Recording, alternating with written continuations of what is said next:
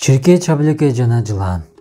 Илгери жер жүзүн топон суу каптап, Нух пайгамбар жан жаныбарлардын тукуму үзүлбөсүн деп, ар бир жаныбардан жуп-жуптан кемеге салып жөнөп калышат. Күндөрдүн биринде кемеде тешик пайда болуп, суу кемеге кире баштайт. Көрсө аны чычкан тешиптир.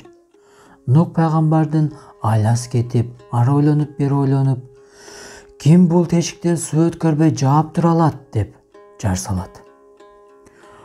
Мен суу киргизбей кармап турам деп жылан чыгат.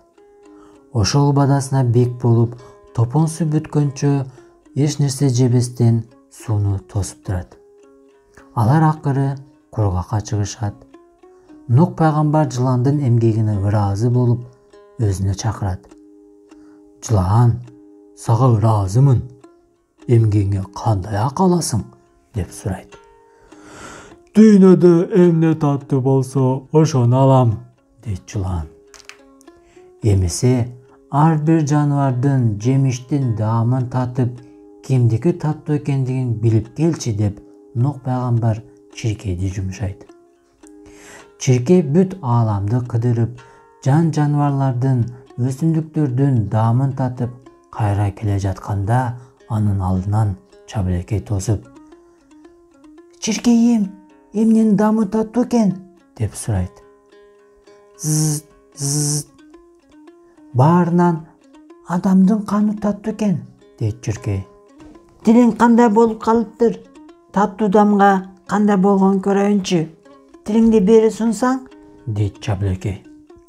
Чиркей тилин суна бергенде, анын тилин суруп алып, чиркей менен Нух пайгамбарга чогуу учуп жөнөшөт. "Кана чиркейим, эмненин даамы таттуу экен?" деп Нух пайгамбар чиркейден сураганда, ал з этип эч нерсе айта албай коет. Каны таттуу экен деп чабылекей жооп бере калат.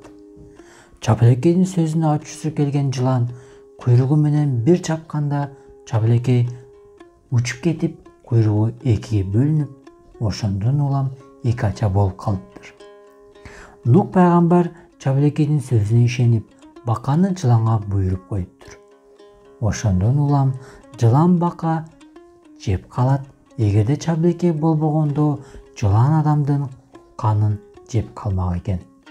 Жылан менен чабылекейдин өч болуп калышы, ал эми адам менен чабылекейдин дос болуп калышы ошондон улам болот дешет.